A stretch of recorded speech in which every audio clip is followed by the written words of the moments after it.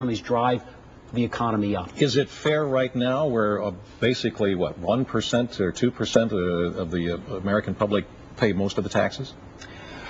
Here's what's fair. And what is it, 50% don't? Here's what's fair. In Pennsylvania, during the 8 years of the Bush administration, an administration whose interests Arlen Specter advanced, over 50% of the working families in Pennsylvania were earning less in real income than they were in 2001. That's not fair. Now, of the tax cuts that Arlen Specter voted for, where Rick Santorum said he was the decisive vote, the final vote to get them passed, 53% of them went to the top 1% of wage earners, where 34% of the wealth already is. If we had remained in the same tax brackets as President Clinton had, where it was a little bit more for the wealthy, he created 23 million jobs. That's the fact. George Bush created 0.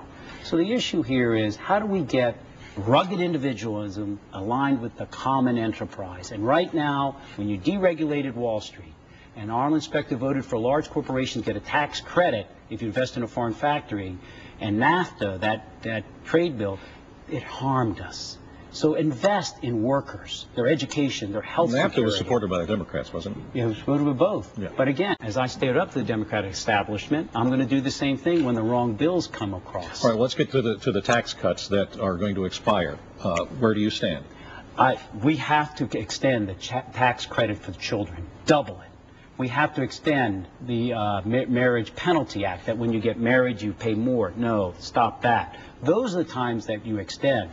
But the reality is that those millionaires who got 53 cents of every dollar, with 34% of taxes, that we aren't going to be able to continue that. You say millionaires. Yes. What is the break off of a millionaire? Is it 250,000 as the... No, that's what President Obama says. That top 1% is a bit more than that. I think it's roughly, and I could be wrong, about 500,000.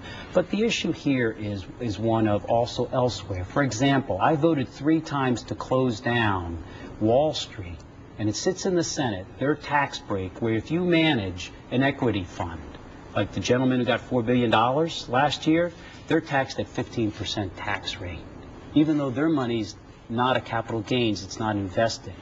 Or we actually let oil companies get $80 billion in tax loopholes. Alternative energy, small companies get $13 billion. Those are what we're also talking about. It's not just people. It's why have corporations, special interests, like the health insurance companies, where I wanted to rip out and voted to rip out their exemption from antitrust law, but the Senate didn't. From immigration to climate change, the Senate hasn't addressed issues before they become a challenge like immigration. Look, you've got to have courage down there to address these issues and also then work for policies, tax cuts for working families. That's why I want a 15% tax cut for small businesses for every new payroll. Pennsylvania knows that 80% of all new jobs come from a small business. But in Pennsylvania, in the last 30 years, we've had half the increase of small businesses of the national average. Therefore, our growth in job has been half, and the youth haven't stayed. We've had only 1/7 the increase of population. It's focused where working families are. How many members of your Annapolis class, or how many admirals have views much like yours? Well, I often say that everybody in the military is a Democrat. They don't realize it because we all have health care, we all have educational opportunity and a pension. But yes, since the 60s, there has been, if you look at a polling, that is more conservative views in the military than not.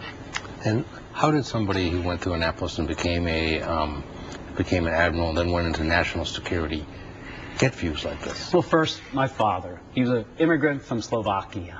Came over with his father, worked in Luke and Steel in Coatesville, card-carrying member of the USW. Then he went off and joined the Navy, but then it was in the Navy. I watched carefully as those planes landed from Afghanistan and Iraq, from combat operations. I walked that ship at 2 3 a.m. in the morning, sit in the mess decks, talking to the troops, and I thought about it.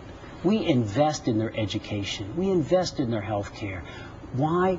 It's not charity. The dividends that accrue to us were immense, and that's why I strongly believe in investing in working families, holding them accountable. Fiscal conservatism here and out there, you have to do your job. That's how I came to it. We will continue our discussion with Joe Sestak, a member of Congress and running for the United States Senate, in just a moment.